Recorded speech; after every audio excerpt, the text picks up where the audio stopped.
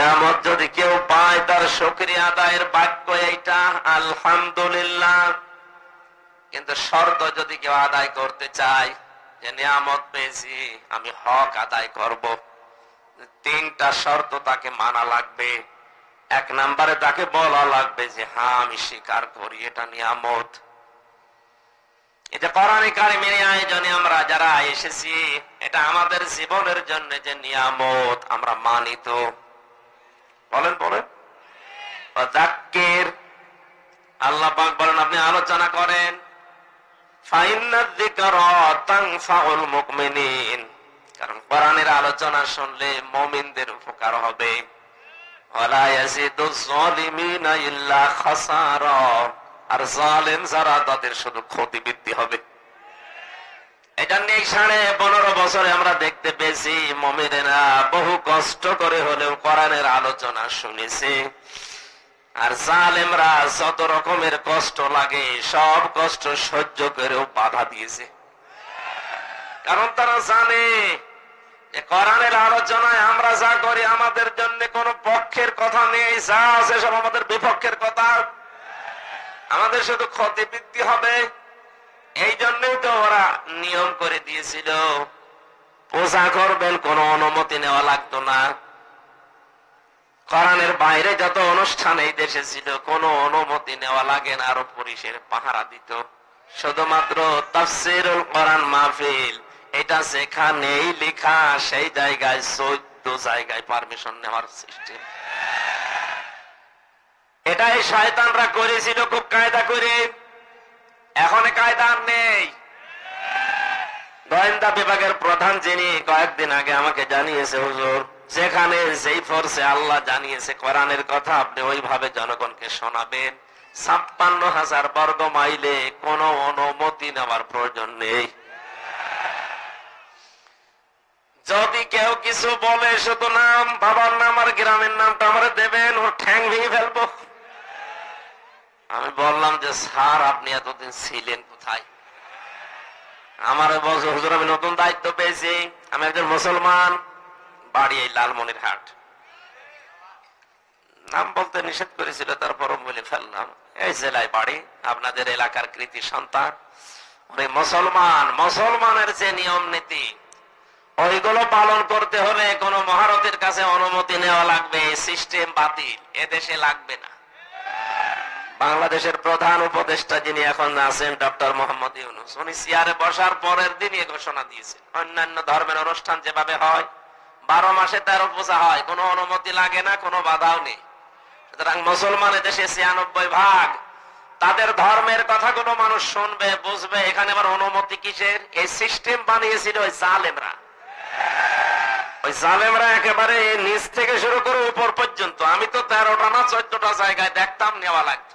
আগে পাতি নেতা, এরপরে আরেকটু বড় নেতা, এরপরে মেম্বার, এরপরে চেয়ারম্যান, উপজেলা চেয়ারম্যান, এরপরে এমপি, এরপরে ওসি, এরপরে ডিওনো, এরপরে ডিএসবি আছে, ডিবি আছে, এনএসআই আছে, ডিজিএফআই আছে, গোয়েন্দা বিভাগের আরো আছে সিআইডি, এর 27টা গোয়েন্দা বিভাগ আছে, সব রিপোর্ট দেবে।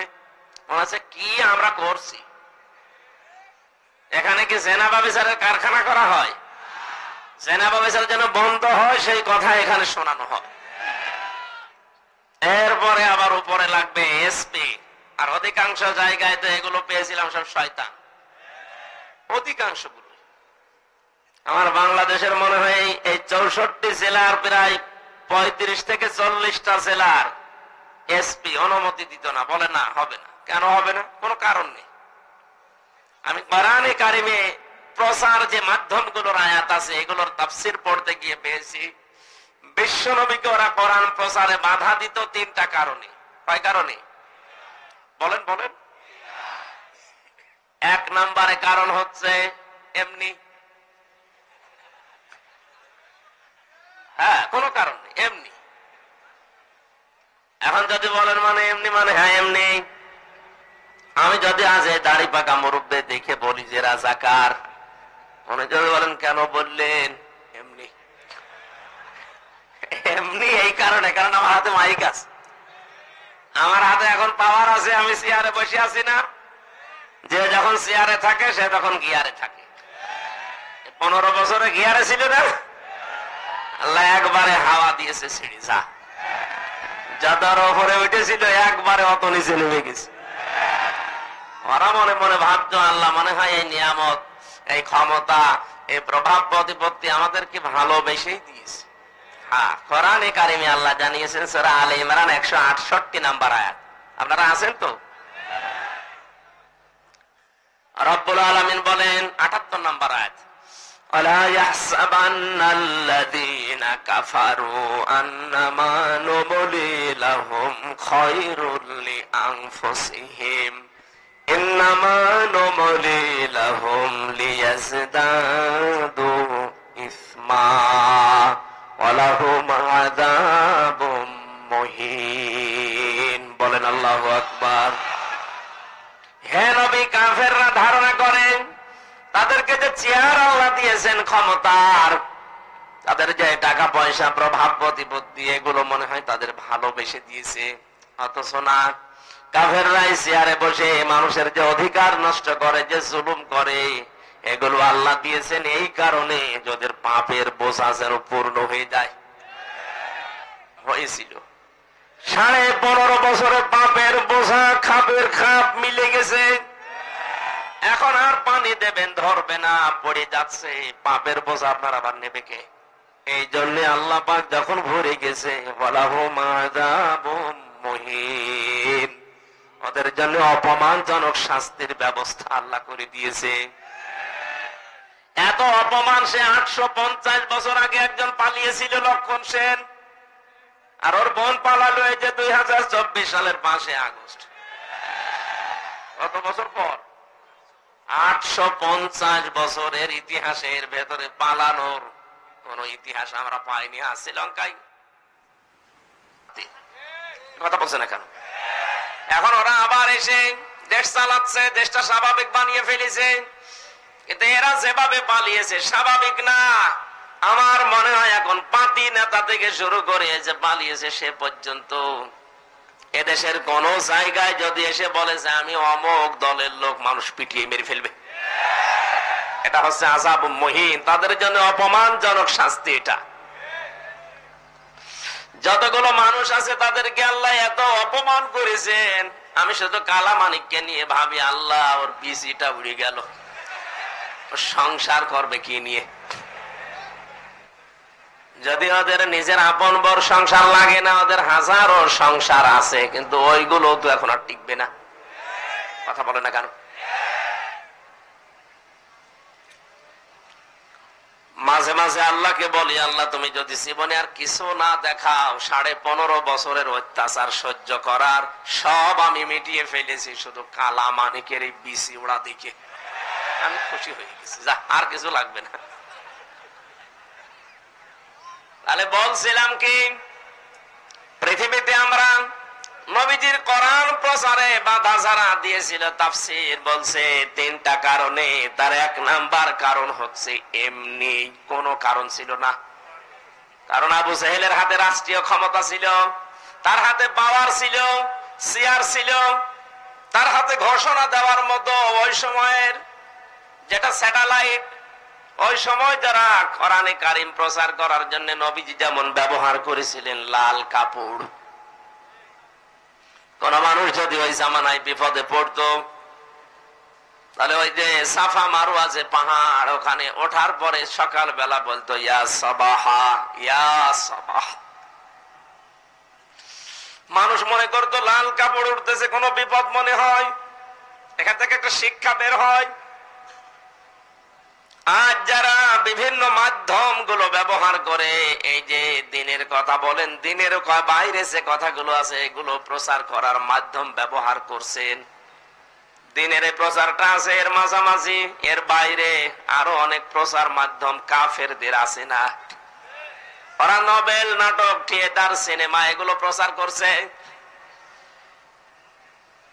এটা প্রচার মাধ্যম যেটা, এটা কিন্তু আজকাল 2 দিন আগে না, এটা আবহমান কাল থেকে চলে আসছিল। নবীজি কাফেরদের তৈরি করা ওই জিনিসটা ব্যবহার করেছিলেন ওই সময়। যে লাল কাপড় উড়িয়ে দেওয়ার এই সিস্টেম, এটা নবীর আবিষ্কার করা না, এটা কাফেরদের বানানো। তাহলে কাফেরদের তৈরি করা আবিষ্কৃত স্যাটেলাইট প্রচার মাধ্যম তিনি ব্যবহার করেছিলেন এই কারণে যে ইসলাম প্রচার হবে। আমি শুধু মুখে বললে আর কয়জন শুনবে? হাজারো মানুষ যদি এক জায়গায় হয়, একবারে আওয়াজ দিলে কানে পৌঁছিয়ে যাবে। এটা করার জন্য যে মাধ্যমটা, ওটা লাল কাপড়। ওটা কি? লাল কাপড় উড়িয়ে দেওয়ার মাধ্যমেই মানুষ বুঝতো এখানে বিপদ। সবাই যখন আসতো তখন বলতেন, ইয়া আইয়ুহান নাস কুলু লা ইলাহা ইল্লাল্লাহু তুফলিহুন। হে মানব মণ্ডলী, সফলতা যদি পেতে চাও তাহলে আল্লাহর কালেমার ঘোষণা দাও। বলেন সুবহানাল্লাহ। আবু জেহেলের হাতে এই সমস্ত লাইনগুলো সব ছিল। এজন্য ও নিজে নিজেই, নবীজির কোনো দোষ ছিল না, তারপরও নবীজিকে কোরআন প্রচারে বাধা দিত। এমনি কি কারণে? এই যে যিনি পালিয়ে গেল একটা কথার কারণে পড়ে গেছে। শুধু রাজাকার বলেছিল ছাত্রদের, আমার বয়স এখন 33 বছর, আমাকে যদি আপনি এই কথা বলেন, এটা বলতে হবে এমনি। কোন কারণ আছে? আমার বাবারও জন্ম ওই সময় হয়েছে কিনা আল্লাহ জানে না। আমার বাবার এখন 52 বছর, আর দেশ স্বাধীন হয়েছে 53 বছর। তার মানে না আমার বাবার ওই সময় জন্ম হয়নি, আর আমার মায়ের তো হয়নি। আমার মা আমার বাবা ছাড়া 10 বছরের ছোট। তাহলে কি করে আপনি আমার মতো মানুষকে রাজাকার বলে চালাতে চান? এই জন্যই চান 1500 বছর আগে কাফেররা যা করেছিল, তাদের প্রেতাত্মা হিসাবে আপনিও তাই করছেন এমনি। কি কারণে? 2 নম্বরে, বিশ্ব নবীর প্রতি যখন ওহী নাযিল হতো কোরআনে কারীম, তখন নবীজি অস্থির হয়ে পড়তেন, ঘেমে যেতেন, তিনি এদিকে ওদিকে তাকাতেন। আল্লাহর নবী মুহাম্মদুর রাসূলুল্লাহর এই অস্বাভাবিক আচরণ দেখে ওই জামানার কাফেরেরা নবীকে বলতো, এই লোকটা পাগল হয়ে গেছে, পাগলামি করছে। আজও বাংলাদেশের সব আলেম কোরআনের কথা প্রচার করছে না। তাফসীর মাহফিল, ওয়াজ মাহফিল, ওয়াজ মাহফিল, ইসালে সওয়াব সব লেখা থাকে, ঠিক আছে, কিন্তু বাস্তবে দেখছি সব আলেমগুলো কোরআনের কথা প্রচার করছে না। এই জন্য তাদের বাধাও নেই। যারাই কোরআনের কথা প্রচার করে তাদের সিস্টেম হচ্ছে ওহির একটা ভার আছে। কি আছে? ওই ওজন না? আল্লাহ বলেন, এমন ওহী আপনাকে দিয়েছে, এটা অনেক ভারী। পাহাড়ের উপরে যদি নাযিল করতাম, ইন্না আরাদনাল আমানাতা আলাস সামাওয়াতি ওয়াল আরদ ওয়াল জিবাল, পাহাড়ের উপরে যদি দিতাম, পাহাড় ফেটে টুকরা টুকরা হয়ে যেত, চুরমার হয়ে যেত ভেঙ্গে। আকাশে দিলে আকাশ সহ্য করতে পারে নাই। শেষ পর্যন্ত আমি মানুষকে দিয়েছি, মানুষ নির্দ্বিধায় এটা নিয়েছে, কিন্তু টের পাচ্ছে না যে কি নিয়েছে। এত ভারী ওহির, যারা সত্যি ওহির ভার বহন করে, এই মানুষগুলোর আচরণ, এদের অ্যাক্টিভিটিস, এদের কাজকর্ম, এদের সব অস্বাভাবিক হয়ে যায়। ওই মানুষগুলোকে দেখে তখন দেশের যারা মুনাফিক, কাফের, মুশরিক, ওপরে মুসলমান, ভেতরে নষ্ট, এই মানুষগুলো তখন বলে পাগল, পাগলামি করছে। দেশে হুজুর আর নেই, এর এত কথা বলার দরকার কি? এরকম কথা দেশে বলে না। আমার রিমান্ডে 10 দিনের, আমার মনে হয় 10 দিনে এক প্রশ্নটা করেছিল একবার। প্রতিদিন নিয়ে এসে এই প্রশ্ন করতো যে দেশে কি আর হুজুর নেই, আপনার এত কথা বলার দরকার কি? আমি তখন বলেছিলাম, দেখেন, আমি যা পড়েছি এটা যদি আমি দুনিয়ার কোন স্বার্থ পেয়ে ওই আলেমদের মতো গোপন করে রাখি, তাহলে আমি জাহান্নামের আগুন খাওয়ার শামিল। ইন্নাল্লাযীনা ইয়াকতুমুনা মা আনজালাল্লাহু মিনাল কিতাব ওয়া ইয়াশতারুনা বিহি সামানান কলিলা উলাইকা মা ইয়াকুলুনা ফি বুতুনিহিম ইল্লান নার। সূরা বাকারার 174 নম্বর আয়াতে আল্লাহ জানিয়েছেন, এই পৃথিবীর ময়দানে নিশ্চয় যে বাছারা কোরআনের কথাগুলো জানার পরে দুনিয়ার কোন স্বার্থ পেয়ে গোপন করে দেয়, এ যেন জাহান্নামের আগুন পেটে ঢোকায়। কারণ কোরআন গোপন করলে সবচাইতে বেশি খুশি হয় ইহুদিরা। কারা? বলেন বলেন। এরপরে মুশরিকরা, এই যে দুনিয়ায় এই দুইটা জাতি মুসলমানদের ভয়ঙ্কর শত্রু। লাতাজিদান্না আশাদ্দান্নাসি আদাওয়াতাল লিল্লাযিনা আমানুল ইয়াহুদা ওয়াল্লাযিনা আশরাকু। হে নবী, আপনি ভয়ঙ্কর শত্রু হিসাবে দুইটা দলকে কাজ করতে দেখবেন দুনিয়ায়, একটা ইহুদি আর একটা মুশরিক। তাম পৃথিবীর 257টা রাষ্ট্র এখন পৃথিবীতে, 228টা আমি জানতাম 23 সালের দিকে, 20 সালের দিকে। ওখান থেকে জাতিসংঘের বাইরে আমাজনের পর যে সমস্ত রাষ্ট্রগুলো এখন স্বীকৃতি এখনো পায়নি, স্বীকৃতি অস্বীকৃতি মিলে এখন দেশে পৃথিবীতে রাষ্ট্রের সংখ্যা 257টা, আর জাতিসংঘের অন্তর্ভুক্ত রাষ্ট্রের সংখ্যা 195টা। একটা আনন্দের বিষয়, 195টা রাষ্ট্র জাতিসংঘের আন্ডারে আছে, এর ভেতরে 191টা রাষ্ট্রে আমাদের কোরআনের পাখির গায়েবানা জানাজা অনুষ্ঠিত হয়েছে। আপনি মরে যান তো দেখি বাংলাদেশে জানাজা হয় কিনা দেখবো। কথা বলেন না কেন? জাতিসংঘের অন্তর্ভুক্ত 195টা রাষ্ট্রের 151টা রাষ্ট্রের এটা রিপোর্ট আল জাজিরা। অথচ বাংলাদেশে তার জন্ম, এদেশে 50টা বছর কোরআন প্রচার করেছে, সেই লোকটার জানাজা ঢাকার বুকেও পড়তে দেয়নি।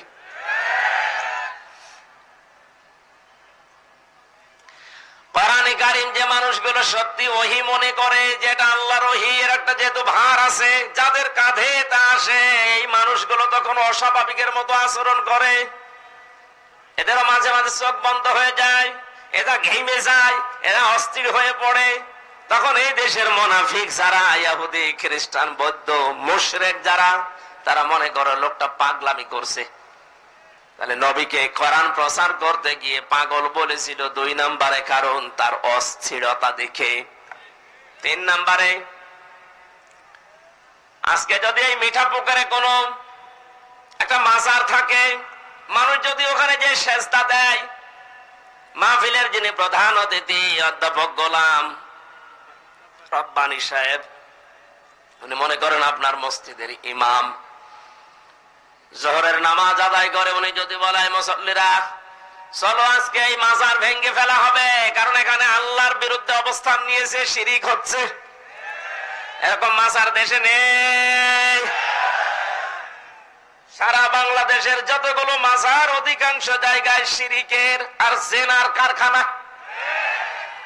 গোপনে জেনা করলে হয় প্রকাশ্যে করে, হয় হাতের জেনা, নাই চোখের জেনা, নাই মনের জেনা, আর নিচেরটা তো আছে। একবার বছর এখানে আপনি যদি দেখতে চান যান মাজার গুলোতে, বাকি আল্লাহ বিরোধী কাজ যেটা ডাল, বাবা, গাঁজা হবে না, চলে। এই জন্য দেশের হক্কানি আলেমরা জানিয়েছে কোন মাজারের দরকার নেই, সব মিশিয়ে দাও মাটির সাথে। ভাঙ্গা আরম্ভ হয়েছিল, অনেক জটালা দেখলাম বলছে না জীবন দিয়ে দেব। আরে শয়তান, আল্লাহ পাক সবচাইতে বেশি ঘৃণা করে 2 প্রকার মানুষকে, শাস্তি তাদেরকে ডবল ডবল দেবে। তার 1 নম্বরে যারা দুনিয়ায় মাজারের খাদেম। আপনি আর খেদমত করার জায়গা পান না, মাজারের খাদেম হয়ে বসে আছেন। এখানে আপনার উদ্দেশ্য এই যে এখান থেকে মাল কামানো। কথা বলে না কেন? তাছাড়া যে লোকটা শুয়ে আছে কবরে, যদি আল্লাহর ওলি হয়, আল্লাহ তাকে দেখবে। আপনি জট নিয়ে বসে বসে গাঁজা খাচ্ছেন মানে? রাষ্ট্রের দায়িত্বে যারা আছে, বিশেষ করে ধর্ম মন্ত্রণালয়ে যিনি আছেন এখন ডক্টর আফাম খালিদ সাহেব, স্যারকে আমরা আহ্বান জানাবো, এদেশে যত মাজার আছে সবগুলো রাষ্ট্রের আন্ডারে নিয়ে নেন। এখান থেকে যে টাকা মানুষ বুঝে না বুঝে অর্থ দেয়, এই টাকাগুলো সব রাষ্ট্রের কাজে লাগান। 1-2 টাকা না, বহু টাকা কালেকশন হয় এখানে। আপনি আটরসে যান, কত টাকা সেখানে কালেকশন হয়। এরকম 48,000-এর উপরে মাজার। কত? তাও সরকারি জরিপে, এর বাইরে ছোটখাটো তো আছে, কিচ্ছু নেই মাজারে। গরু শুয়ে আছে, গরু সার মাজার। কুকুর শুয়ে আছে, কুকুর সার মাজার। এক জায়গায় মাওলানা সাইদি বলছিলেন যে ওখানে নাকি গাধা সার মাজারও আছে। একজনের গাধা মারা গেছে, উনি ওখানে মাটির নিচে দিয়ে লাল পতাকা টাঙিয়ে দিয়েছে, কি এখানে গাদাস আর মাজার, এই চলছে ব্যবসা। গোলাম রাব্বানী সাহেব উনি নামাজের পরে বলছে, না এটা আর হতে দেওয়া যাবে না, এই শিরিক বন্ধ করা লাগবে। মুসল্লি যারা আছেন সবাই আমার সাথে চলেন। আমার মনে হয় আমার মতো 5 ওয়াক্ত নামাজ পড়া মুসল্লি পর্যন্ত বলবে, হুজুর দিনকাল ভালো না, আপনার দরকার কি? যে যা করছে করুক, লা ইলাহা ইল্লাল্লাহ, আপনি নামাজ পড়াচ্ছেন এইটাই তো যথেষ্ট, আবার মাজার ভাঙার দরকার কি? করুক, এ কথা বলবে না? এরপরে উনি যদি বলেন না, আপনারা কেউ যদি না যান আমি একা যাব, দেখবে ওনার পেছনে একটা লোক নেই। আল্লাহর নবী ওই সময় দেখলেন সারা পৃথিবী একদিকে আর উনি একদিকে, কেউ মাজার পূজা, কেউ দরগা পূজা, কেউ দুর্গা পূজা, কেউ আগুন পূজা, কেউ পাথর পূজা, কেউ বাতাস পূজা, কেউ মাছ পূজা নিয়ে ব্যস্ত। নবীজি বললেন, আমি একটাও মানি না, কেউ যদি আমার এই প্রতিবাদের সাথে না থাকো আমি একাই যাব। লা ইলাহা ইল্লাল্লাহ। তাহলে নবীজি কোরআন প্রচার করতে গিয়ে 3 নম্বরে বাধার যে কারণ পেয়েছিলেন, তারা বলেছিলেন লোকটা বেশি বোঝে। 1500 বছর পরে আজ অনেক বাতিলরা অনেক আলেমকে বলছে বেশি বোঝে, ওদের 5 আটা গোলামি করেন। হ্যাঁ, সে আপনার কাছে আলেম, এই জন্য ফরিদউদ্দিন মাসুদকে ওরা আলেম বলে, এই জন্যই ওরা রুহুল আমিনকে আলেম বলে। এরা যদি আলেম হয় তাহলে দেশে জালেম কারা? আমার যতটুকু বাস্তবতায় জ্ঞান আছে, যে 2 জনের নাম বললাম, তামাম বাংলাদেশ না তামাম পৃথিবীতে এখন এই 2 জন আলেম নামে বড় জালেম। যে লোকটা মসজিদের ভেতরে ইমামতি দখল করতে গিয়ে মারামারি করতে পারে, ও আলেম থাকে কোন কায়দায়? জ্ঞান থাক, ও পাকিস্তানে পড়ে আসুক আর সৌদি আরবে পড়ে আসুক, আর তো জাহেল। তারপর আবার দাঁড়িয়েছে নৌকা মার্কা নিয়ে। আমি কালকে রংপুর শহরে বলেছিলাম, লোকটা যদি নৌকা মার্কা নিয়ে না দাঁড়িয়ে কুকুর মার্কা নিয়ে দাঁড়াইতো, তাও মানুষ অন্তত ভোট দিত।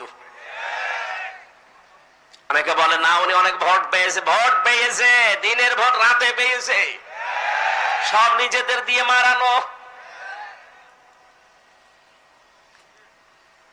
আমরা যে কথা বলতে চাই পর্যন্ত এসে কোরআনে কারীম যারা আমরা শুনতে এসেছি, এটা যেটা একটা নিয়ামত, এই নিয়ামতের শুকরিয়া আদায় হবে মুমিনদের তখন যখন মুমিন মানুষগুলোর এই কোরআনের দ্বারা উপকার হবে। আর জালেম যারা, ওদের শুধু দিন যাবে আর ক্ষতি বৃদ্ধি হবে। এই জন্য যে সিস্টেম জালেমরা চালু করেছিল 15.5 বছর, বহু কষ্টে ছিলাম। রংপুরে সেই কুষ্টিয়া থেকে বহুবার এসে আমি এই টার্মিনাল থেকে ফেরত চলে গেছি। এখন আর ওই সিস্টেম নেই, পুরা সিস্টেম আমরা চেঞ্জ করে ফেলেছি। আজকে ধর্ম উপদেষ্টা বক্তব্য দিয়েছে, এই দেশের অনেক নিয়ম নীতি আমার চোখে দেখতে পাচ্ছি, একটাও রাখবো না, সব পাল্টাবো। তার ভিতরে এইটা একটা। আল্লাহর কোরআন প্রচার করতে গিয়ে যে অনুমতির সিস্টেম, এইটা উনি বলেছে বাতিল। এদেশে আর ওই সিস্টেম নেই। কোন মহারথীর কাছে অনুমতি নেওয়ার কোনো দরকার নেই। কার কাছে নেবেন? সে কি কোরআনের চাইতে বড়? বলুন। তাদেরকে যদি সাহায্যে লাগে, হ্যাঁ পাহারা দিতে আসবেন, এতটুকুই। আপনার মতো সলিমুদ্দের কাছে 4-5 বার চিঠি দেওয়া লাগবে, তাও আবার সই করতে চাই না। মনে হচ্ছে কি হয়ে গেছে। এই জন্য আমরা চাই, এদের যেহেতু সংস্কার চলছে, এখন 1628টা চেয়ারে এরা বসেছিল, একটা চেয়ারেও যেন এই জালেম গুলো না থাকে। সব জায়গা থেকে এদের নামান, নতুন মানুষ এখানে জমা করেন। এই কথা বলেন, এখানে কোনো দরকার নেই এদের থাকার। একটু বসেন, বসেন। 1473 জন মানুষ মারা গেছে 5 তারিখের আগে, আজকের রিপোর্ট। 2780 জনের উপরে হাসপাতালের বেডে কাতরাচ্ছে। এখনো পর্যন্ত আবু সাইদের রক্তের দাগ মনে হয় কবরে শোকায়নি। আর এর ভেতরে অনেক জালেমরা পায়তারা করছে যে আমি চট করে চলে আসবো। আসেন, আপনাকে চট করে আসলে ফট করে আমরা আয়না ঘরে ঢুকিয়ে দেব। 113টা মামলা, হত্যা মামলা, গুমের মামলা, খুনের মামলা, 113টা। আর বাকি তো মামা পাচার করা মামলা আছে। এক একটা মামলায় যদি 1 বছর করেও জেল হয়, আমার যে মামলা দিয়েছিল এক মামলায় যদি রায় দিত সর্বোচ্চ 3 মাস জেল হইতো, কারণ আমার সন্দেহ ভাবে ধরেছি, আর আপনি তো একেবারে প্রমাণিত। এদেশের একজন প্রখ্যাত আইনজীবী জানিয়েছেন, উনি যে অপরাধ করেছে অপরাধের শাস্তি দেওয়ার জন্য কোন মিথ্যা কথা যদি বলা নাও লাগে, শুধু সত্য কথাগুলো যদি প্রমাণ করা যায় 1000 বার ওনার ফাঁসি হবে। আপনি আসেন, আপনাকে আমরা চট করে ঢুকলে ফট করে ঢুকিয়ে দেব। বাকি রশি তো আছে, কথা বলে না কেন? আপনাদের মনে হয় একটু কষ্ট লাগছে, আপনাদের আবার বৌমা না, একটু কষ্ট লাগছে।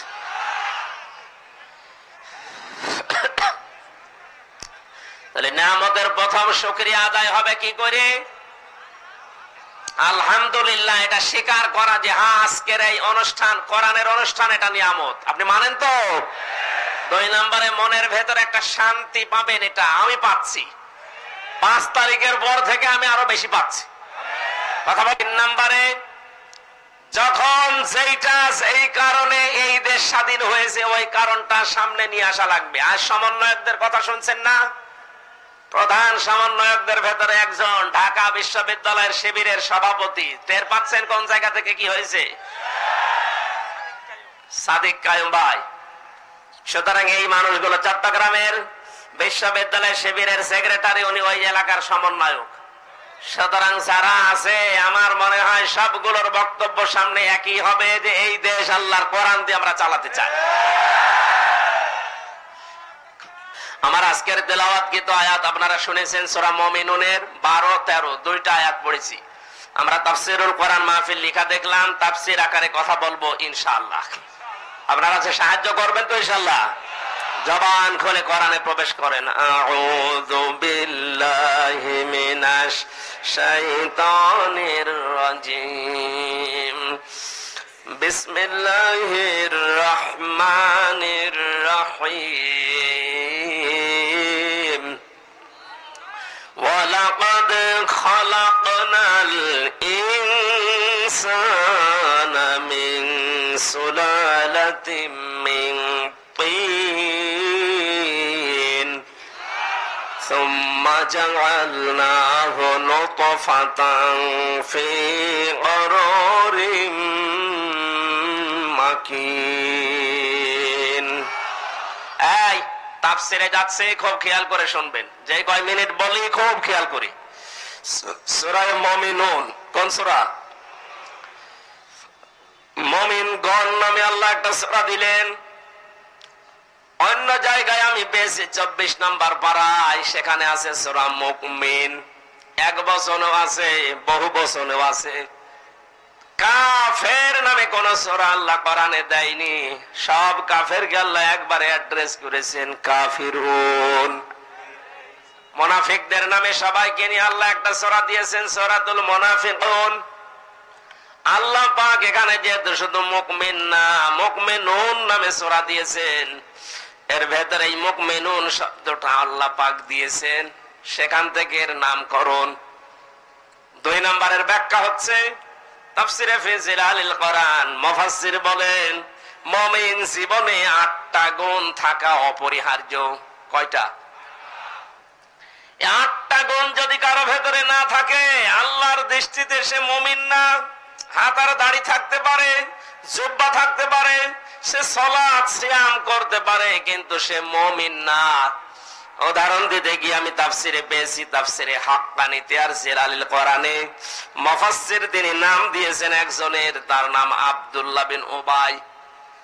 এই লোকটার পুরা জীবন এই তাফসীরে আছে। পুরাটা পড়ে আমি দেখেছি তার নামাজ ছিল, সিয়াম ছিল, আল্লাহর নবীর সাথে তার ইফতারি ছিল।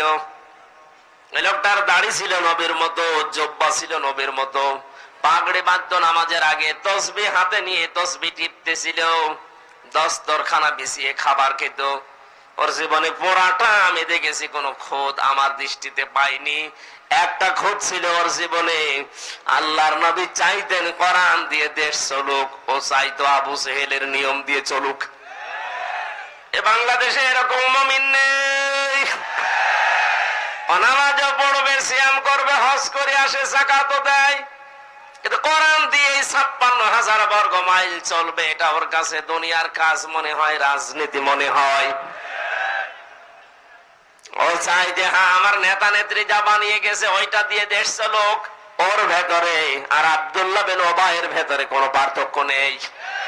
এই জন্য এই ধরনের মানুষ যারা মারা যাচ্ছে আজ, যারা জাতীয়তাবাদ করেন, যারা সমাজতন্ত্র করেন, যারা ধর্ম নিরপেক্ষ মতবাদে দেশে কায়েম করার চেষ্টা চালান, সাফ পরিষ্কার ভাষায় বলছি, মাওলানা মামুনুল হক জেলখানায় বারবার আমার এইটাই জানাতো, হামসা যদি এই ধরনের কোন মানুষ মারা যায়, যারা কোরআন দিয়ে দেশ চলবে এটা চাই না, মানুষের নিয়ম দিয়ে দেশ চলুক এটা চাই, এগুলো মুশরিক। এরা যদি মারা যায় এদের জানাজা পড়াবো না, এদের কবরের কাছে যাব না। আমি বারবার বলেছি ভাই আপনি এই বিষয়টা নিয়ে এত কড়া কেন? কোরআনের আয়াত তিনি আমারে শোনাতেন, ওয়ালা তুসাল্লি আলা আহাদিম মিনহুম মাতা আবাদা ওয়ালা তাকুম আলা কবরি ইলা আখিরি আয়াত। সূরা মুনাফিক তাওবার 84 নম্বর আয়াত। হে নবী, এই চরিত্রের মানুষ যদি মারা যায়, যারা সব আপনার মেনে নিয়েছে, শুধু রাষ্ট্র চলবে কোরআন দিয়ে, এটা যারা মানতে পারে না এরা হচ্ছে মুনাফিক। এই মানুষগুলো মারা গেলে শুধু এ আব্দুল্লাহ বিন ওবাই না, আল্লাহ এখানে হোম দিয়েছেন। কি দিয়েছেন খেয়াল করেন। আল্লাহ পাক কি আব্দুল্লাহ বিন ওবাইয়ের নাম জানতেন না? বলেন না কেন? ওনার নামটা দিলেন না কেন? কিয়ামত পর্যন্ত যেহেতু এই চরিত্রের মানুষ আসবে, এই জন্য আল্লাহ হোম দিয়েছেন জমির, এটা বহু বছর। তার মানে এইরকম চরিত্রের মানুষ এখন বাংলাদেশে আছে, কিয়ামত পর্যন্ত দেশে আসবে। ১৫০০ বছর আগে মসজিদে নববীতে ২৩ জন মানুষ নিয়ে নবীজি বসা ছিলেন। এই লোকটার ছেলে এসে বসেছিল, ইয়া রাসূলুল্লাহ আমার বাবা মারা গেছে, আপনি জানাজা পড়ান আর গায়ের জামাটা দেন, কাফন বানান। নবীজি কামা খুলে দিয়েছিলেন, জানাজার জন্য যাবেন। হযরতে ওমর বসা ছিলেন, বললেন হে নবী আপনি যাবেন না? 22 জন সাহাবী দাঁড়িয়ে গিয়েছিলেন। নবীজি বললেন ওমর আমার জামা ছেড়ে দাও, আল্লাহ আমাকে এখনো নিষেধ করেনি জানাজা পড়তে। হযরতে ওমরের কথা হাইলাইট করে তিনি গেলেন। কাতার সোজা হয়ে গেছে, এটা ইবনে কাসিরে আছে। কাতার সোজা করে নবীজি দাঁড়ালেন তার লাশটা নিয়ে, গায়ে নবীজির জামা দেওয়া, নিজে ইমামতি করবেন। 3টা কাতার হয়ে গেছে। সঙ্গে সঙ্গে জিবরাইল এসে বলে হে নবী এর জানাজার নামাজ আপনার পড়ানোর দরকার নেই। জানাজা না, এর জন্য নামাজ তো পড়বেনই না, এর কবরের পাশেও দাঁড়াবেন না। শুধু এর না, ওই জায়গায় দেখেন ওয়ালা তুসাল্লি আলা আহাদিম মিনহুম কি আছে বলেন বলেন। এ হোমের ভেতরে আমরা ঝামেলা, কারণ আমাদের যাদের চরিত্র এরকম যে আমরা নামাজ পড়বো, রোজা করবো, যাকাত দেবো, হজ করবো, সব আল্লাহর বিধান মতো, আর রাষ্ট্র চালাবো ভারতের আর আমেরিকার কথা মতো, তাদের মারা গেলে জানাজা নেই, কবর নেই। এ বিশ্বাসের মানুষ দেশে নেই। শক্ত কথা বললাম এই কারণে, কারণ বহু মানুষকে আমরা এখন দেখতে পাচ্ছি, হয়তো আপনি না জেনে ভুল করছেন, আপনি থামবেন। ইসলাম বাদ দিয়ে পৃথিবীর যত নিয়ম নীতি আছে, সে যে নামেই হোক সবগুলো কুফরি। কেউ ফতোয়া উল্টাতে পারবেন?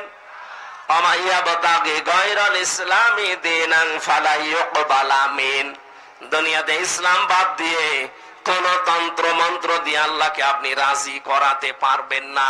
ফালাই ইউকবালা মিনহু, ফালান আছে, ইউকবালা এটা মোসারে বর্তমান, ভবিষ্যৎ, প্রেজেন্ট, ফিউচার। এখন হচ্ছে না, ভবিষ্যৎ বলতে কিয়ামত পর্যন্ত হবে না। আমার মনে হয় এত বড় অকট্য দলিল দেওয়ার পরে আমি আয়াত বলছি, এটা সূরা আলে ইমরানের 85 নম্বর আয়াত, 3 নম্বর পারা 20 নম্বর পৃষ্ঠা 4 নম্বর লাইনে আছে। যত তাফসীর আছে দেশে সব তাফসীরে মুফাসসিরে একই কথা দিয়েছেন, ইসলাম বাদ দিয়ে দুনিয়ার কোন নিয়ম নীতি দিয়ে আল্লাহকে রাজি করা যাবে না। এরপরও যদি কারো বিবেকের দরজায় তালা লাগানো থাকে, এ তালা যদি খুলতে না চায়, কোরআনের আয়াত দিয়ে আমি আঘাত দিলাম, এরপরও আপনার তালা খোলে না, আমার মনে হয় ওই তালার উপরে কুকুরে প্রসাব করিস। বলছে হ্যাঁ ঠিক। এই কথাটা একটু ভেবে চিন্তে বলতে পারতেন। এর চাইতে আর বড় দলিল দুনিয়ায় আছে? আমার আর নিচে নামা সম্ভব না, আমি আর কি দিয়ে নামবো বলেন? কোরআন দিয়ে এত বড় একটা আঘাত দিলাম যে ইসলাম বাদ দিয়া যারা যে দলে আছেন সব জাহান্নামী, এরপরও আপনি মানতে চাচ্ছেন না, তাহলে আপনার আর কোরআনের উপরে বিশ্বাস রাখার দরকার নেই।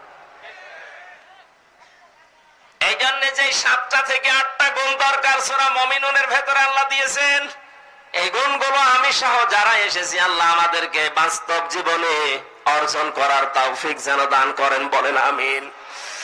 আজকের 12 এবং 13 নম্বর আয়াতে আমরা যাচ্ছি।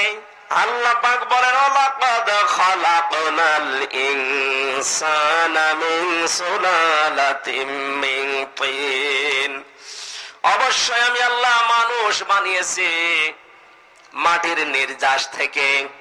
এবার আসেন তো আসল কথা, এই মানুষ বানিয়েছে কে? কি দিয়ে? মাটির নির্যাস। এই যে মিন তিন, এই শব্দের 3টা ব্যাখ্যা হতে পারে। 1 নম্বরে আমরা যে মানুষ মাটির তৈরি, তার প্রথম প্রমাণ আমাদের যিনি আদি পিতা হযরতে আদম, আদি মাতা হযরতে হাওয়া, তাদেরকে আল্লাহ বানিয়েছেন আগুন দিয়ে। কি দিয়ে? বলেন বলেন। হযরতে আদমকে আল্লাহ বানিয়েছেন মাটি দিয়ে। আজরাইল এই পৃথিবীতে এসে এক থাবা দিয়ে মাটি নিয়েছিল 40 মণ। এটা তাফসিরে হাক্কানিতে আছে। 40 মণ মাটি নিয়ে ফেরেশতাদের হাত দিয়ে আকৃতিটা বানিয়েছিলেন। এই যে বডিটা 36 হাত মোটা ছিল, 120 হাত লম্বা ছিল। আচ্ছা, প্রথম বললাম আল্লাহ নিজের রূহ দিলেন নাক দিয়ে, বিশাল দেহ পড়েছিল, এখনো মুখ, এই যে চেহারাটা, এটা আমার আল্লাহ এখনো বানাননি, শুধু বডি বানিয়েছে ফেরেশতারা। রব্বুল আলামিন বলেন, আমি নিজে আমার দায়িত্বে আমার মন মতো করে মানুষের এই চেহারাটা আমি নিজে বানিয়েছি। এই জন্য কাউকে বলতে নেই যে তোর মুখে লাথি দেব, কারণ মুখটা বানিয়েছে কে? আরো জোরে বলেন। অনেক মেয়েরা রাগ হয়ে গেলে ছেলেকে মেয়েকে গালি দেয় যে তোর মুখে লাথি দেব। কথা বলেন না কেন? আজকে থেকে তওবা করেন, এই কথা আর বলবেন না, কারণ মুখটা বানিয়েছে কে? 18,000 মাখলুকাত আমরা নাম শুনি, এর চাইতেও বেশি আছে, হাজার হাজার মাখলুকাত আছে আল্লাহর। যত মাখলুকাতের পরিচয় আমরা জানি, যারা জানি না, সব চাইতে সব চাইতে সব চাইতে সুন্দর করে আল্লাহ বানিয়েছেন এই মুখটা। লাকাদ খালাকনাল ইনসানা ফি আহসানি তাকওয়িম সুম্মা রাদাদনাহু আসফালা সাফিলিন। অবশ্যই আমি মানুষের আকৃতি পৃথিবীর সব কিছুর তুলনায় সুন্দর বানিয়েছি। আহসান এসমে তাফজিল দিয়েছেন। এত সুন্দর আর কোন সৃষ্টি নেই। আল্লাহ পাক বলেন মিন সুলালাতিন মিন তিন, তার প্রথম প্রমাণ তোমাদের আদি পিতা যেটা, এটা যেহেতু মাটি দিয়ে, এই হিসাবে তোমরা দাবি করতে পারো তোমরা মাটির তৈরি। 2 নম্বরে পেয়েছি পৃথিবীর সব খাদ্য যেহেতু মাটি থেকে উৎপন্ন হয়, কি? আর এই খাদ্য মানুষ খায়। খাদ্য খাবার পরে তাদের রক্ত, চর্বি, চামড়া, বীর্য এগুলো তৈরি হয়। বিজ্ঞান এখন দেখতে পাচ্ছে খাবার খাবার পরে নির্যাস গুলো দিয়ে রক্ত তৈরি হয়, আর 70 ফোঁটা রক্ত দিয়ে 1 ফোঁটা বীর্য তৈরি হয়। এবার যারা যুবক মানুষ আছেন, যৌবনের তাড়নায় যারা বিভিন্ন কায়দায় এটা নষ্ট করে ফেলছেন, সারা জীবনের জন্য পস্তাতে হবে, এটা কিন্তু ফেরত আসবে না। নাকি এলাকার যুবক মানুষ নেই? কারা কারা গোনা করেন হাত তোলেন তো।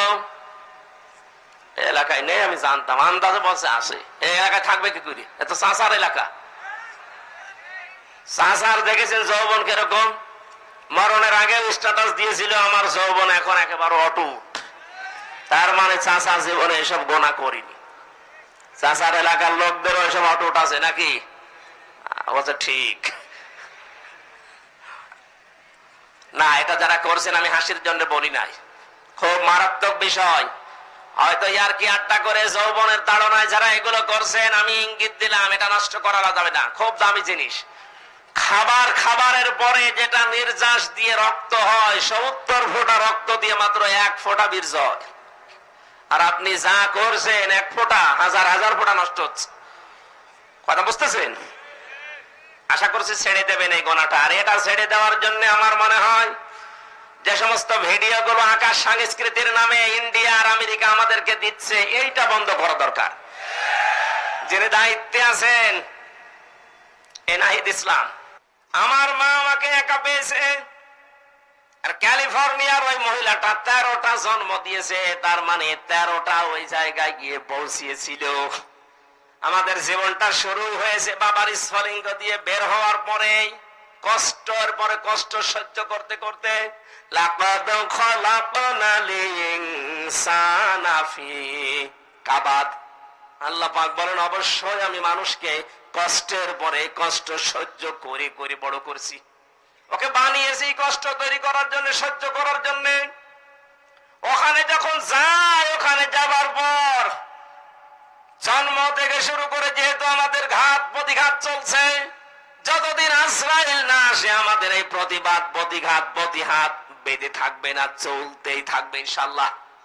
সুতরাং এখন যে প্রতিবাদ মুখর চলছে সারা দেশে, কোন জালেম এখন আর সাহস পায় না। আমরা যেহেতু জন্ম থেকেই প্রতিবাদী, জন্ম থেকে আমরা কষ্ট স্বীকার করছি, স্ট্রাগল করে করে আসছি, আমাদের এই স্ট্রাগল যেন বন্ধ না হয়, তাহলে আবার জালেমরা চট করে ঢুকে পড়বে। কথা বলেন না কেন? আমরা মরণ পর্যন্ত এটা করে যেতে চাই। নবীজি বলেন, মায়ের রেহেমের ভেতরে যে থলিটা আছে, এখানে বাবার এই নাপাক পানিটা জমা হয় 40 দিন। সুম্মা খালাকনাহু মিন নুতফাতিন সুম্মা জাআলনাহু নুতফাতান ফি করারিম মাকিন। আমি অতঃপর এই বীর্যটাকে একটা সুরক্ষিত জায়গায় আমি আল্লাহ স্থাপন করি। এটা করারিম মাকিন, এটা এমন একটা জায়গা, হাতের স্পর্শ ছাড়া এই জায়গাটা। আল্লাহ পাক বলেন, এখানে আমি আল্লাহ 40 দিন ওখানে জমা করে এই নুতফা হয়ে থাকে এখানে। 40 দিন 40 দিন 40 দিন এখানে আস্তে আস্তে আল্লাহ বাড়িয়েছে। সুম্মা খালাকনান নুতফাতা আলাকাতান ফাখালাকনাল আলাকাতা মুদগাতান ফাখালাকনাল মুদগাতা ইযামা ইলা আখিরি আয়াত। 40 দিনে আমি তাকে নুতফা থেকে আলাক বানাই। কি বানাই? বলেন বলেন। আলাক কাকে বলে? বিজ্ঞান আজ দেখতে পাচ্ছে আলাক হওয়ার জন্য 3টা জিনিস লাগে ওর ভেতরে। একটা চর্বি লাগে, রক্ত লাগে, আর দোড়া কাটা ভাব লাগে। আপনি রাবারের উপরে কামড় দিলে যেমন দাগ বসে যাবে, ওইরকম একটা দাগ ওখানে দেখা যাবে। মায়ের পেটের ভেতরে প্রথম 40 দিনের পরে যে আকৃতি পায়, এই 3টা জিনিসই সেখানে পাওয়া গেছে। বলেন সুবহানাল্লাহ। রব্বুল আলামিন বলেন, 340 এর পর আমি আল্লাহ নিজের পক্ষ থেকে 5টা জিনিস মানুষকে দান করি। আর ওই যে মায়ের রেহেমের ভেতরে যে ফাঁকা জায়গাটা ছিল, এই জায়গাতে আমি আল্লাহ পাক ওখান থেকে 4টা জিনিস নেই। বাবার এই না পাক পানিটা নিয়ে আমি আরো আল্লাহ 4টা জিনিস বানাই। চুল, রগ, হাড় আর পর্দা, রক্ত, গোশত, চর্বি আর চামড়া।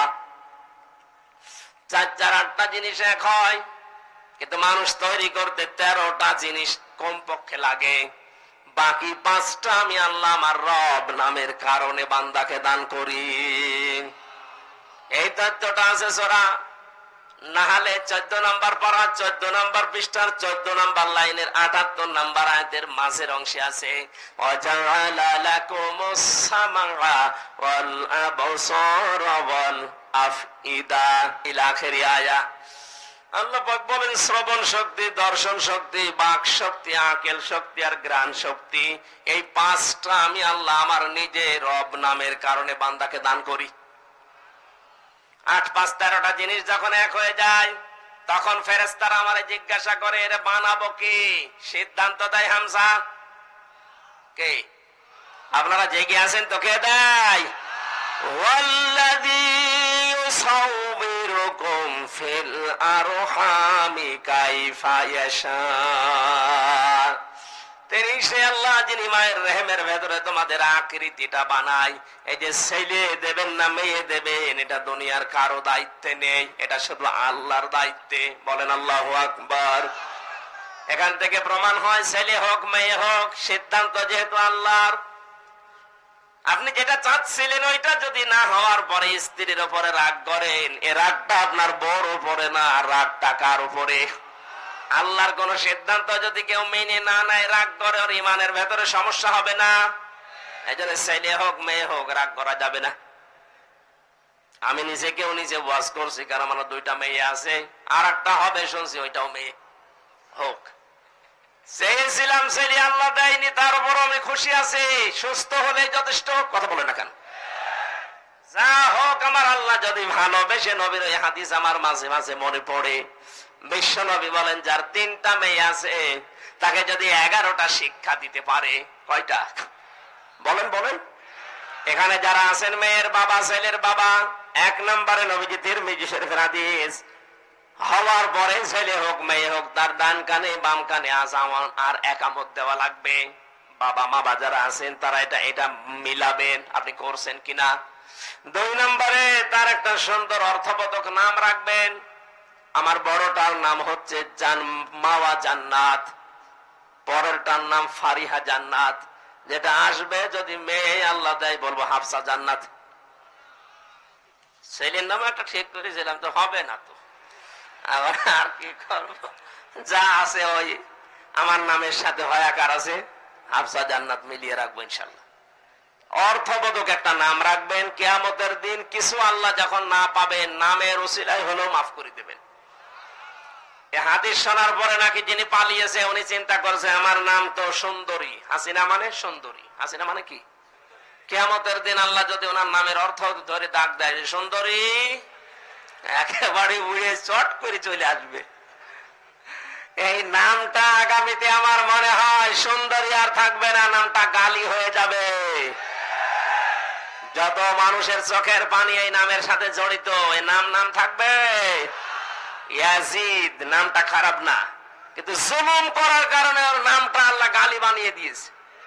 কিয়ামত পর্যন্ত কোন মানুষের নাম আপনি ইয়াজিদ পাবেন না, সে যে খারাপই হোক। আমি তো বহু জায়গায় গেছি, বহু জাতির সাথে মিশেছি, একটা হিন্দুর নামও আমি ইয়াজিদ পাই। দরকার হয় কুকুর রাখবে, কয়সু কয়সু। ওর দাদি যদি ডাকে কি ডাকবে? কুকুর। এই কুকুর পানি নিয়ে আয়। তারপরেও ইয়াজিদ রাখবে না, কারণ নামটা গালি। নামটা কি? নামটা সুন্দর, কিন্তু নামটা গালি বানিয়ে দিয়েছে জুলুমের কারণে। এই পৃথিবীতে যারা জুলুম করে তাদের সবকিছু আল্লাহ অপছন্দ করেন, ঘৃণিত নিন্দিত করে দেয় এই পৃথিবীর সৃষ্টি জগতের কাছে। এটাকে আমি বানালাম। আপনি দেখবেন কালের আবর্তনে নামটা গালি হলো বলে এখনই অনেকে পরিচয় দিতে রাজি হচ্ছে না। না, আমার 5 তারিখের পরে আমার বংশের তো সব ওই লাইনে ছিল, 100 জনের 98 জন। অনেক চাচা আমার বিকাল 5টার দিকে কল দিয়ে বলছে, ভাতিজা আমরা সব জামাতি ইসলামী করি। না, এখন কেন? এই 15.5 বছর না, ওখানে আর থাকা যাবে না।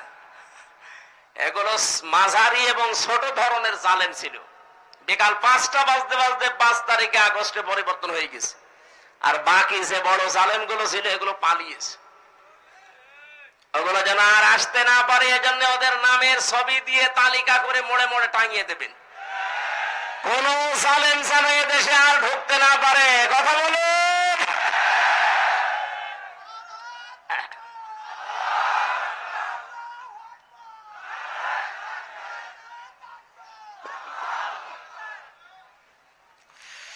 রংপুরবাসী, এরপরে বেশি আপনি যদি সামর্থ্য রাখেন অবশ্যই অবশ্যই অবশ্যই তার আকিকা করবেন। অনেকের বাবা বিদেশে আছে, ছেলে জন্ম নিয়েছে, হয়তো জন্ম দিয়ে চলে গিয়েছিল, সময় পাইনি, বাইরে থেকে মোবাইলে জানতে যে ছেলে হয়েছে মেয়ে হয়েছে, এখন আকিকা দেওয়া লাগবে। বলেন না, বাবা যখন আসবে তখন দেবেন না, এটা নিয়ম না। এটা 7 দিনে দেওয়া সুন্নাত। একটা সুন্নাতকে যদি আপনি জিন্দা করতে পারেন 100 গলা কাটা শহীদের সওয়াব পাবেন। আকিকা দেওয়া 7 দিনের সুন্নাত, বাবা থাকা সুন্নাত না। কথা বুঝতেছেন? আকিকা দেওয়া কি বাবা উপস্থিত থাকা না? আমি মনে হয় বোঝাতে পারিনি। এই এদিকে তাকান।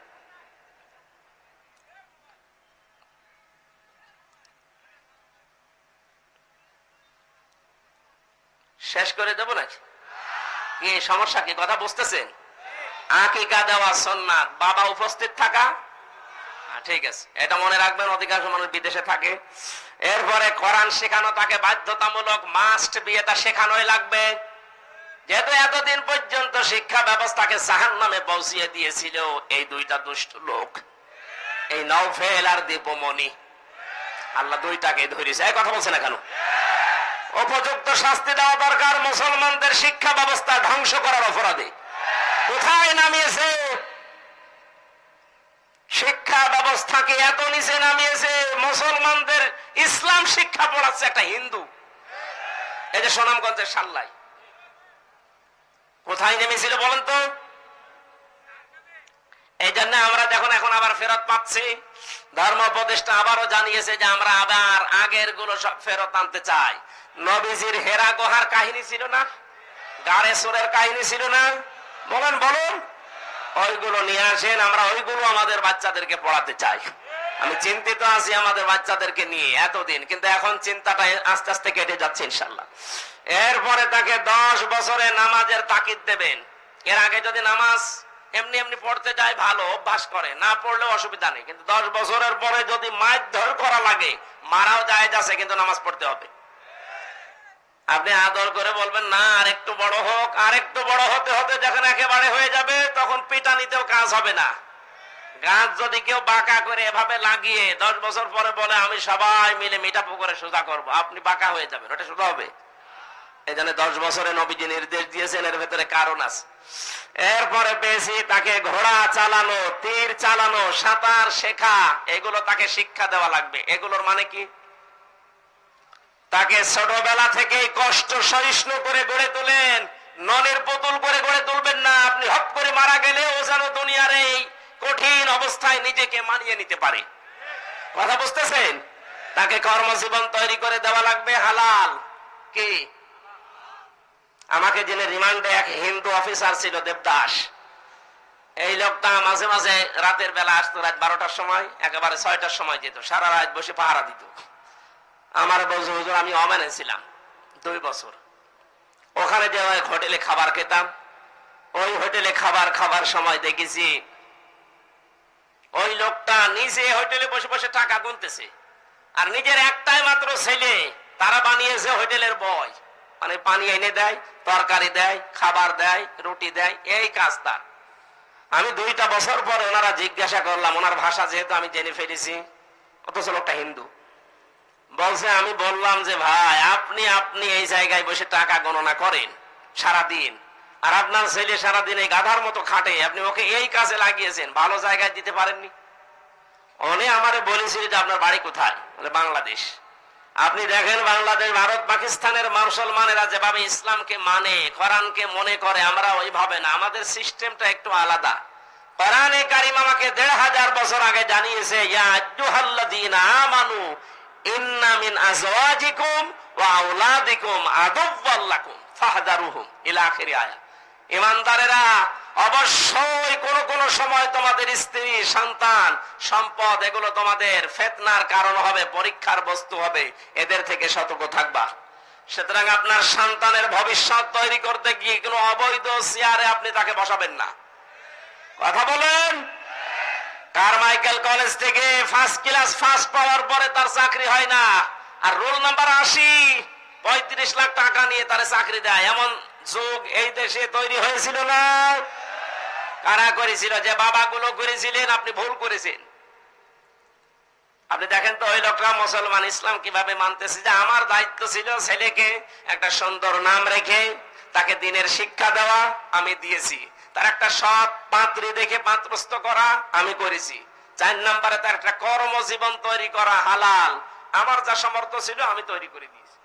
ওর যতটুকু যোগ্যতা সে অনুযায়ী ওকে হোটেলের বয় বানিয়েছে। ওর জন্য তার আমি অবৈধ ভাবে বাম হাতে ইনকাম করে অন্য কোন জায়গায় আমি দিতে পারি না, তাহলে আমার আখিরাত নষ্ট হবে।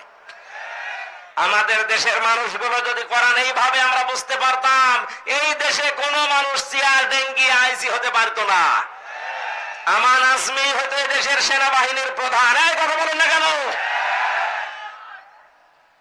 আপনি পারেননি কাজ করতে। এরপরে তারে বিয়ে দেওয়ার জন্য 4টা জিনিস দেখতে হবে। আজ আপনি প্রথমে হারাম কাজ দিয়ে আরম্ভ করেন ছেলের বিয়েকে, ছেলেরে আর ছেলের দুলা ভাইকে পাঠায় মেয়ে দেখতে, এটা জায়েজ আছে? বলে এমনকি বিয়ের আগে আপনারও ওই মেয়েটাকে দেখা জায়েজ নেই।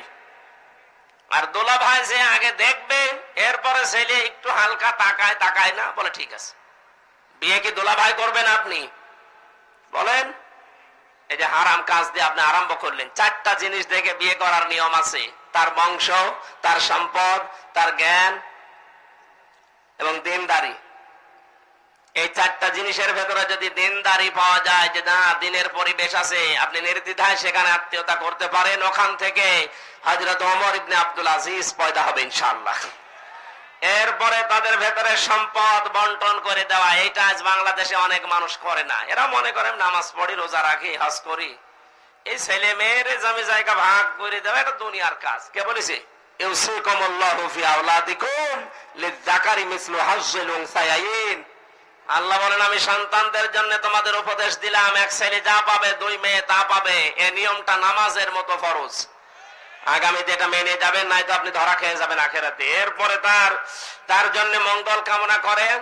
সর্বশেষ তার জন্য আল্লাহর দরবারে দোয়া করা সব সময়, রব্বানা হাবলানা মিন আজওয়াজিনা ওয়া যুররিয়াতিনা কুররাতা আয়ুনি ওয়াজআলনা লিল মুত্তাকিনা ইমামা। আল্লাহ কবুল করেন, বলেন আমিন। ছেলে হোক আর মেয়ে হোক, সিদ্ধান্ত যখন আল্লাহ দিয়ে দেন, 10 মাস 10 দিন না, সর্বোচ্চ 6 মাসে সন্তান হওয়া সম্ভব। কয় মাসে? বলেন 6 মাস যখন হয়ে যায়, রব্বুল আলামিন বলেন আমি তাকে সুন্দর করে হাড় দেই। এই যে হাড় গুলো আছে পুরা শরীরে, বিজ্ঞান এখন গণনা করে দেখেছে 360টা হাড় আছে। কত? নবীজি বলেন এই 360টা হাড়ের যদি তোমরা সাদগা দিতে চাও, তাহলে মসজিদে যে ময়লা পড়ে থাকে নিজের দায়িত্বে ময়লা তুলে ফেলে দিও। রাস্তায় যদি কোনো কাঁটা, কোনো কষ্টদায়ক জিনিস থাকে তুলে ফেলে দিও। এই 360টা হাড় বা জয়েন্টের সাদগা আদায় হবে। আমরা মনে করি মসজিদের ময়লা পরিষ্কার করার জন্য শুধু খাদেম আর মুয়াজ্জিন আর আমরা লাটসাব। না, আপনার তো সাদগা করা লাগবে। এটার সাদগা টাকা দিয়ে হয় না, এটার সাদগা মসজিদ পরিষ্কারে হয়। আর রাস্তার কষ্টদায়ক বস্তু তুলে ফেলে দেওয়ার মাধ্যমে আদায় হয়। বলেন আমিন। ৯,৭৬৮ প্রকার চামড়া দিয়েছেন আল্লাহ রব্বুল আলামিন। এই যে পরের শব্দ দিয়েছেন,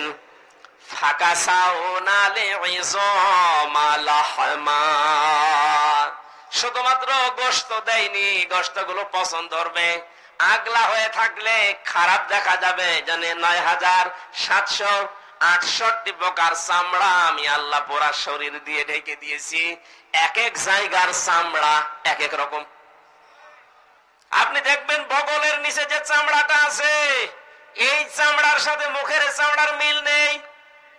কথা বলছেন না? কারণ বগলের চামড়া এমনিতেই নিচে গরম থাকে। এজন্য যারা বিভিন্ন রকমের কাপড় চোপড় গায়ে দিতে চায় না, গরিব মানুষ স্টেশনে, বাস স্ট্যান্ডে থাকে, রাস্তার ধারে ঘুমিয়ে থাকে, এদের ঘুমানোর স্টাইল দেখবেন এই বগলের নিচে হয় হাত দিয়ে ঘুমায়, নাই হাঁটুর ভেতরে হাত পুরি দিয়ে ঘুমায়। এখান থেকে একটা গরম বের হয়। এই চামড়ার সাথে আপনি মুখের চামড়ার কোনো মিল পাবেন না।